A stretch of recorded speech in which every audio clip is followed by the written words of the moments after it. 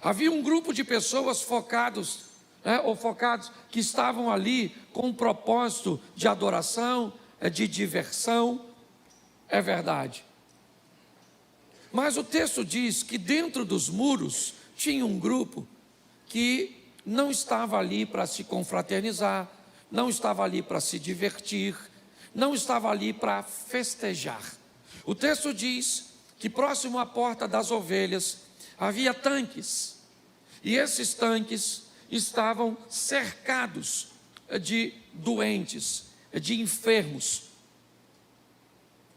Preste atenção que dentro de Jerusalém nós estamos vendo um ambiente onde pessoas estão se divertindo, festejando, se alegrando, comemorando, sacrificando, ofertando, e do outro lado, pessoas estão doentes, paralisadas, ressecadas. No mesmo ambiente, nós observamos essas duas disparidades. Isso é muito interessante, porque mostra que no momento cujo qual nós estamos nos alegrando e festejando, tem outras pessoas sofrendo, porque isso faz parte da vida, é algo perfeitamente comum. Talvez hoje você esteja sentado com a vida toda ajustada, com o casamento todo bem fundamentado, do lado de alguém que está à margem de um divórcio, de uma crise. Por que é que a vida aproxima pessoas com realidades tão distintas? Por que é que nós não podemos ter um ambiente onde todos estejam com a vida regularizada e todos com a vida desregularizada?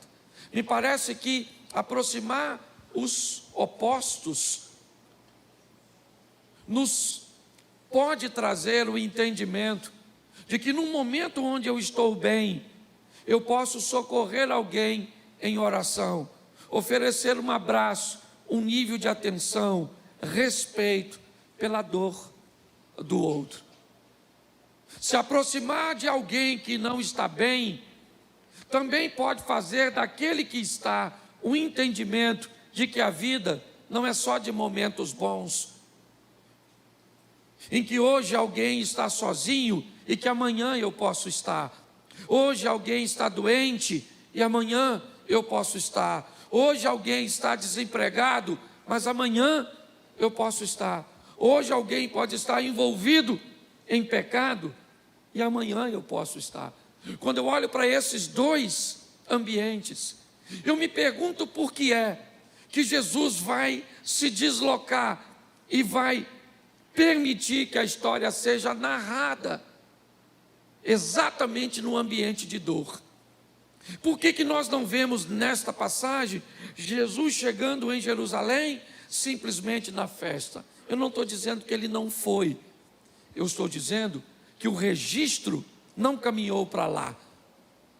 O texto diz que quando Jesus vai entrar, ele entra pela porta das ovelhas.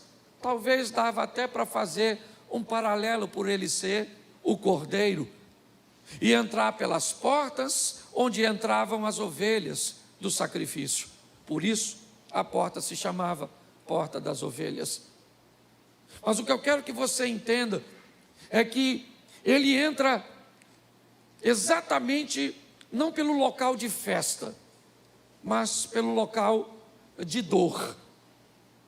Ele entra pelo local onde estão os necessitados, aqueles que precisam de uma intervenção.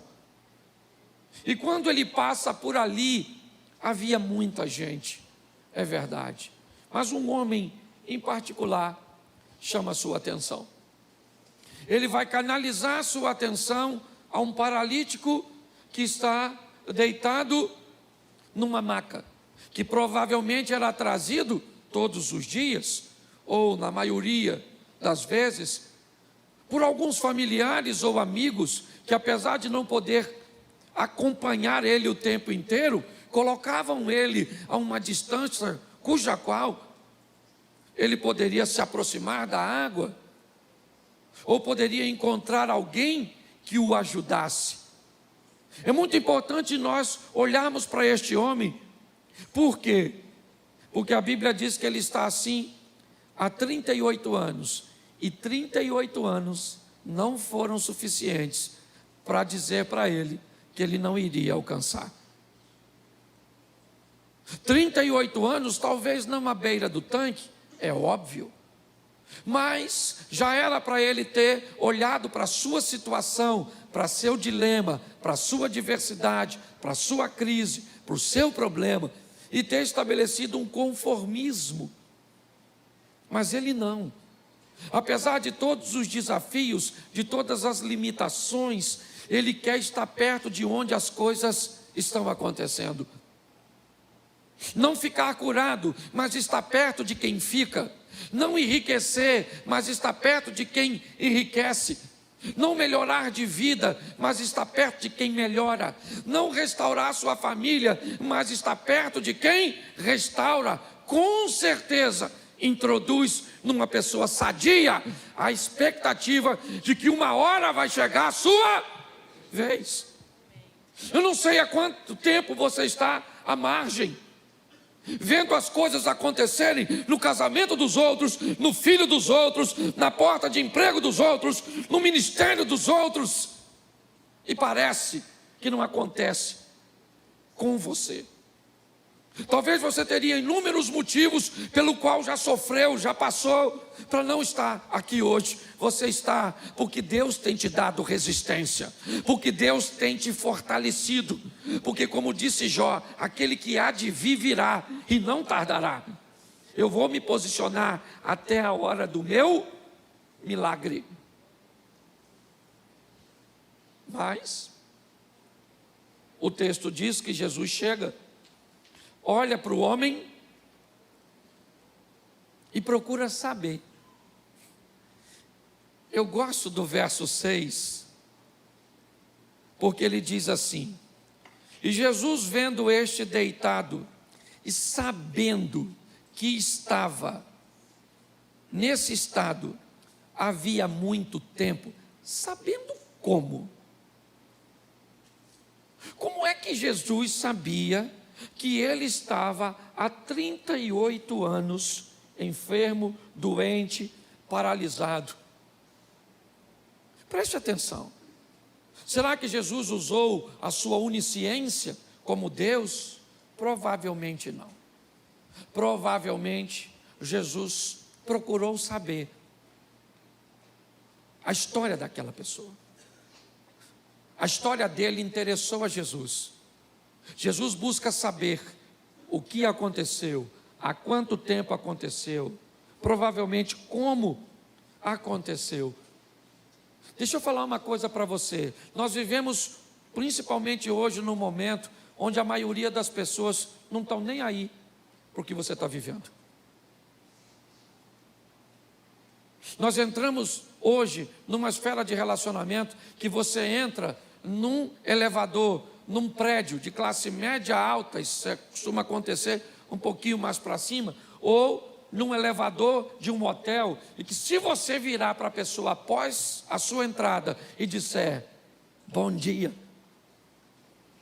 este olha como quem diz: como você ousa falar comigo, mero mortal?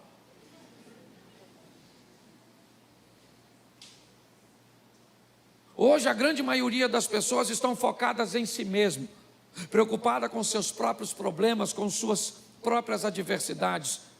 Quando Jesus chega e vê aquele homem, quem diria se Jesus se interessaria por ele para saber o que ele está atravessando?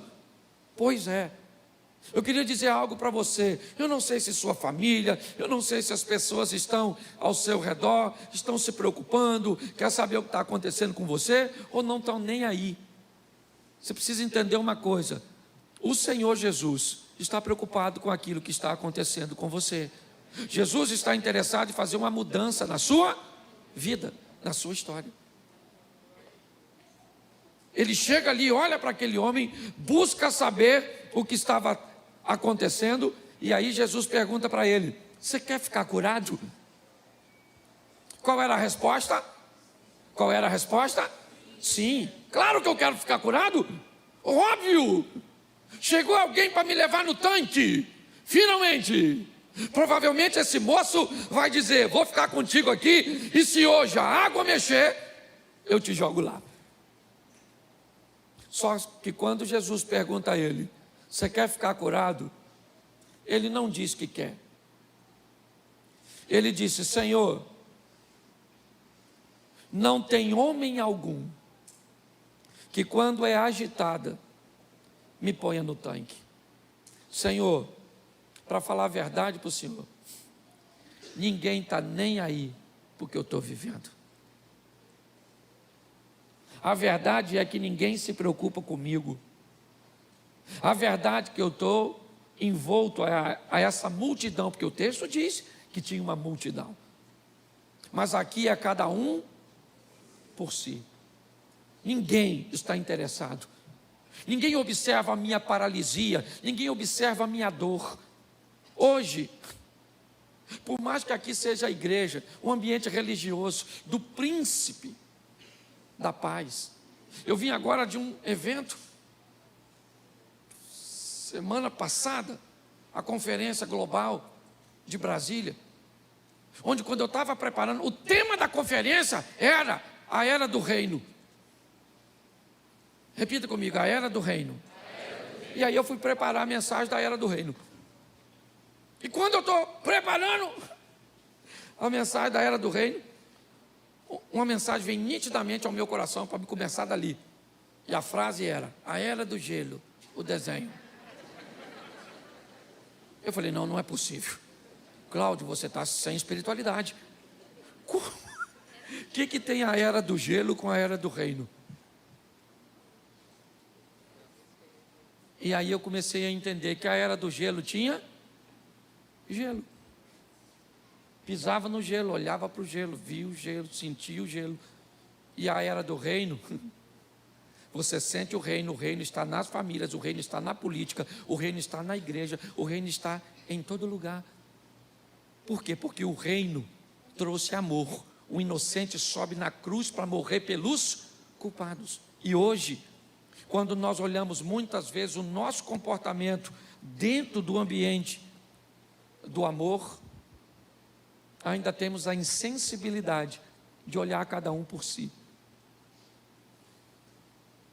O que mais machuca esse homem não é uma perna atrofiada.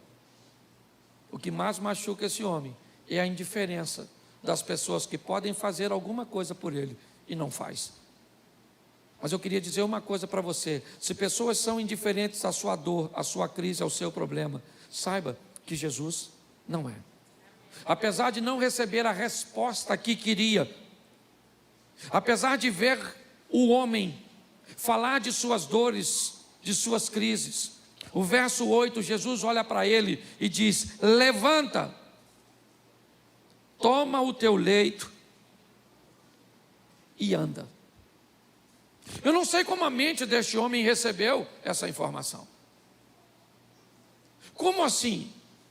Levanta, depois de 38 anos sem levantar, depois de ter convivido com inúmeras pessoas, que algumas, mesmo que pudesse fazer por ele isso, não podiam, e outras que podiam fazer por ele coisas muito menores, mas que não deixariam de ser expressivas, viram sua situação e viraram as costas, como a história do bom samaritano. Jesus olha para ele e diz: pega a tua cama, bota nas costas e vai para a tua casa. Toma o teu leito e anda. Ele pega o leito e bota nas costas. Seu propósito é ir para casa, e me parece que essa era a orientação de Jesus quando curava alguém.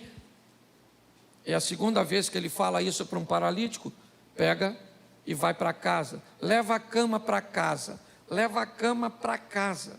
Mas por que eu devo levar a cama para casa? Por que eu devo levar o leito para onde eu vivo? Porque o dia que eu andar por lá, virar cambalhota e achar que eu sou alguém, eu olho para o leito e me lembro de onde eu estava e de quem eu era. e de quem me tirou de lá e quem me fez andar. Quando nós olhamos para isso, o que nós estamos vendo é Jesus mudando a história deste homem, que pega a cama nas costas e vai feliz da vida. Mas antes de chegar em casa, ele encontra uns crentes na rua, umas pessoas bem espirituais, que de longe começam a olhar e achar estranho um homem carregando uma maca. Eram religiosos.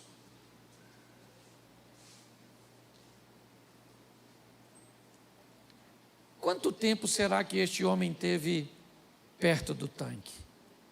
Será que algum desses crentes alguma vez passou por aquelas portas, ou pela porta das ovelhas, por um lugar que vivia praticamente o tempo inteiro lotado?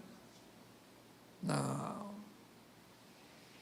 Passar por ali não era muito agradável, porque passar perto de gente que precisa de ajuda pode fazer com que crie no nosso coração o desejo de fazer uma intervenção. Eu fico me perguntando se aqueles homens que viram o cara com a cama nas costas não foram capazes de fazer uma alusão entre as pernas e a cama. A que distância será que ele estava da porta das ovelhas, um tanque dos enfermos? Provavelmente os fariseus que viram aquele homem andar com a cama nas costas não estavam indo para o tanque de Betesda, mas sim para a festa de Jerusalém. Mas vale a pena parar um pouco e, antes de ir à festa, abordar o homem que vem com a cama nas costas. Sim, vamos conversar com ele. E eles se aproximam do homem e diz: você não sabe que não é lícito carregar uma cama no sábado? Você não sabe que está errado? Você não sabe que não é certo? E ele diz assim: quem mandou? Deixa eu ler, porque eu gosto dessa tradução. Aquele que me curou, ele próprio me disse: toma o teu leito e anda.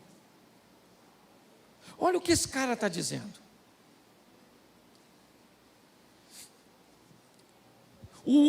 Eu sei que ele sabia. Você vê que ele nem responde. Fazia parte da cultura, do ensinamento. Ele estava inserido num ambiente cujo qual ele sabia que, segundo os ensinamentos de Moisés, ele não deveria estar carregando ou estabelecendo aquela atividade. Porém, ele diz: eu só estou carregando essa cama porque quem me mandou carregar a cama é alguém que fez um milagre na minha vida. E se alguém fez um milagre na minha vida, que me fez andar, esse alguém tem que ser vindo de Deus. E se ele fez isso, é maior que Moisés. Então eu vou obedecer a ele. O que me estranha nessa passagem é que, ao invés de ficar feliz com o milagre e de saber que Deus está agindo, está movendo, está curando, está fazendo, está libertando, está restaurando, o primeiro coração que deveria se alegrar com isso era dos crentes, era dos religiosos, dos escribas e dos fariseus. Mas não, eles eram a oposição. O que eles estão dizendo para o homem é: o que você faz não é certo. E o homem está dizendo: eu estou apenas obedecendo aquele que mudou a história da minha vida. É aquele que me fez andar, que me fez... Esquece a paralisia das pernas. Aqui eu não estou falando dela. Eu estou falando da paralisia da vida, do curso que se interrompeu, de uma vida que se tornou estática. Grande parte das pessoas estão paralisadas. Grande parte das pessoas estão aguardando um momento pirotécnico, onde o milagre extraordinário vai acontecer. Enquanto, na vida de outras pessoas, coisas pequenininhas, pessoais, particulares, Deus está fazendo. A minha proposta para vocês, como igreja, e para mim, gente, é essa. Deixa eu fechar aqui, só falando de experiência, porque eu gosto disso, essas coisas pequenininhas, insignificantes. Para você pode não ser nada, mas para mim é extraordinário, porque eu vejo a mão de Deus. Eu fui pregar em São Paulo, de São Paulo eu fui para Natal. E aí tinha pedido Mary para ficar em São Paulo e peguei meu voo estava para Congonhas. Eduardo está aqui, sabe bem como é que funciona a logística. Estava para Congonhas. E aí, de repente, a minha turminha resolveu ir, os filhos e a nora, né, a mãe ela está aqui, e foram para Campinas. E aí, agora eu teria que sair de Natal e ir para Congonhas, pegar um carro e ir para Campinas na sexta-feira. 5 horas da tarde, eu ia levar umas 3, 4 horas por causa do trânsito. Aí eu falei assim com o senhor: Senhor, será que não dá para trocar para um voo para Campinas? Não, mas tinha que ser de graça. Porque para trocar em cima da hora, eles trocam, sim ou não? Mas a gente tem que vender uns 2 dentes da frente. Eu falei, eu queria de graça, para ficar fácil, assim, maneiro. Porque eu já descia em Campinas, o pessoal me buscava de Americana. E fui 1 hora mais cedo para lá, conversando com Deus. Cheguei lá, um rapazinho me atendeu. Falei, amigo, olha que coisa fácil para fazer. Me tirar no voo de um aeroporto para me botar no voo de outro. Aí ele bateu lá, olhou. Aí já gostei, que ele falou assim, se tiver vaga, eu coloco. Falei, oh, que garoto bom. Ele falou assim, consegui. Falei, ó, que beleza. Eu estava em Natal, o voo saía Natal, Recife, Viracopos, Campinas. Quando de repente eu olho na minha passagem para ver onde eu vou sentar, estava a letra G. Eu falei, o voo da Azul não tem G, é só A, B, C e D. Falei, isso é um avião maior. Falei, agora eu quero saber, 3 horas de viagem, Recife. Perguntei à menina assim, vê se essa letra G é no meio. Porque 3 horas apertadinho, vai que a gente, ao invés de estar sentado perto do templo do Espírito, é de uma catedral. Aí eu ia ficar apertado, certo? Aí eu falei, a menina falou, não, o senhor está naquela que tem 4 cadeiras, porque esse é um avião internacional, e o senhor está na lateral. Quando ela falou isso, eu peguei, mas não raciocinei, saí e olhei pelo vidro. Quando eu olhei pelo vidro, era um avião que faz as viagens internacionais, normalmente, de São Paulo para Orlando. E quando eu vi, eu lembrei que tinha classe executiva, que nós vai deitado. Menino, para que eu vi? Eu fui lá e falei com Deus, Senhor, deitado, hein? Pô, deitado seria maneiro, caramba. Estou cansado pra caramba. Deitado, mas... Vou lá de novo. Agora já não mais no balcão, mas lá na menina que eu tinha perguntado. Quando eu cheguei lá, eu falei com ela, está muito lotado o voo? Aí ela falou, mais ou menos. Mas eu acho que dá para botar o senhor umas 3 ou 4 cadeiras na frente, na saída de emergência, que fica melhor. Eu olhei para ela. Falei, não é nada disso, boba. Eu estou querendo executiva, deitado. Aí ela olhou para mim, isso eu falando aqui, ó, eu e o Eterno. Ela falou assim, faz o seguinte, pastor. Quando ela falou pastor, Eu falei, Deus entrou. De voadora agora. Eu estava de máscara. Aí ela falou assim, faz o seguinte, pastor, senta ali, que se tiver uma vaga na executiva, eu boto o senhor. Agora sentou eu e agora eu fiquei parado. Pensando, Senhor, como é que eu vou fazer agora? Oro para alguém não vir, se machucar, se ferir. Vira o feiticeiro, como é? Porque quando você vai orar, você tem que ter cuidado, querido. Eu falei, Senhor, não querendo mal para ninguém, apenas o meu bem. Você acredita que eu cheguei lá, ela fez assim, falou, pastor, 2G. Vai quietinho na executiva, que Deus te abençoe. Eu falei, menino, você é casada? Ela falou, eu sou. Eu falei, fala para o seu marido cuidar de você bem, você viver bastante tempo para fazer isso aqui mais vezes para os outros. Deixa eu falar uma coisa para você, querido. Deus está preocupado com os mínimos detalhes, porque isso é intimidade. Busque as coisas pequenas. O que era isso? Ir numa cadeira ou em outra, não alterava nada. Sim ou não? Pô, se não desse para fazer a troca de um aeroporto para o outro de graça, tinha dinheiro para pagar. Sim ou não? Mas a cada detalhe você começa a ver. A cor que você pede, Deus providencia. O horário que você pede, Deus providencia. Você começa a ver que Deus está na sua vida e você está com Ele. Ele sabe tudo a seu respeito.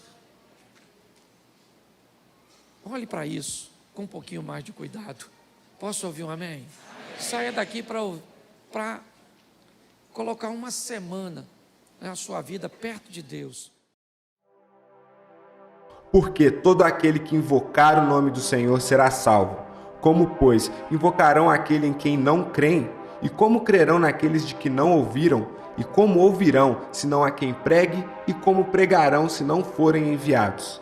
Como está escrito, quão formosos os pés dos que anunciam o evangelho de paz, dos que trazem alegres novas de boas coisas. Mas nem todos têm obedecido ao evangelho, pois Isaías diz, Senhor, quem creu na nossa pregação? De sorte que a fé é pelo ouvir, e ouvir pela palavra de Deus. Romanos capítulo 10, versículo 13 ao 17.